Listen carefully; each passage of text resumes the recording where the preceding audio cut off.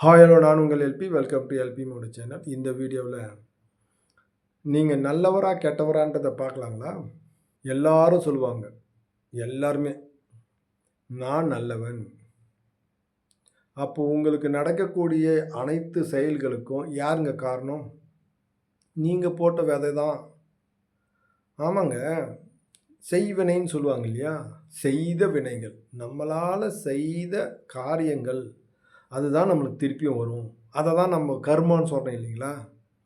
ஏங்க, நாம் நல்லது பேச மாட்டோம், நல்லது செய்ய மாட்டோம், நல்லதை பார்க்க மாட்டோம், எல்லாத்தையும் கெட்டதவே செஞ்சுருவோம். ஆனால் நம்மளுக்கு மட்டும் நல்லதே வரணும். எப்படிங்க வரும்?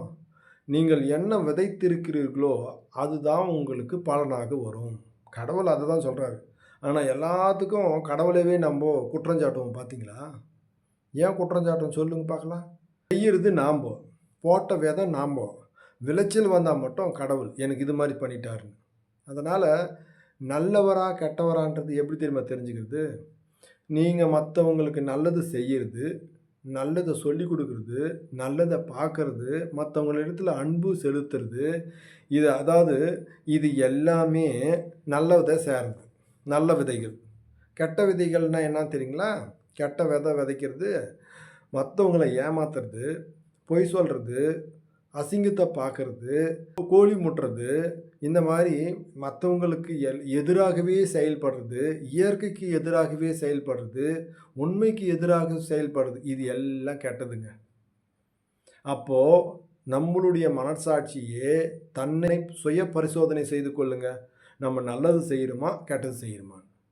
உங்களுக்கு நல்லவைகளையே வந்து சேர்ந்தால் நீங்கள் நல்லது செஞ்சுக்கிறீங்கன்னு அர்த்தம். கெட்டதே செஞ்சுருக்கீங்கன்னா உங்களுக்கு தெரிந்தோ தெரியாமலோ நீங்கள் அதை விதைத்திருக்கிறீர்கள் தான் அர்த்தம். அதை தாங்க ஜோசியர்கள் கர்மான்னு சொல்லியிருக்காங்க. கர்மாவும் நீங்கள் செய்த புண்ணியங்கள் மட்டும்தான் உங்களை என்ன பண்ணும், நோக்கி வரும். ஜென்மம் கடந்த பின்னாடியும் வருங்க. ஆமாங்க, இது 2 மட்டும்தான். சொத்து, நீங்கள் காரு பங்களாலாம் வச்சுருக்கிறீங்களா, அதெல்லாம் உங்களை நோக்கி வராதுங்க.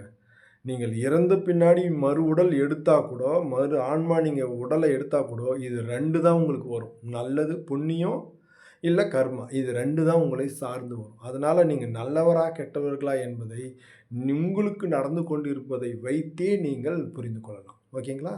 தேங்க்யூ.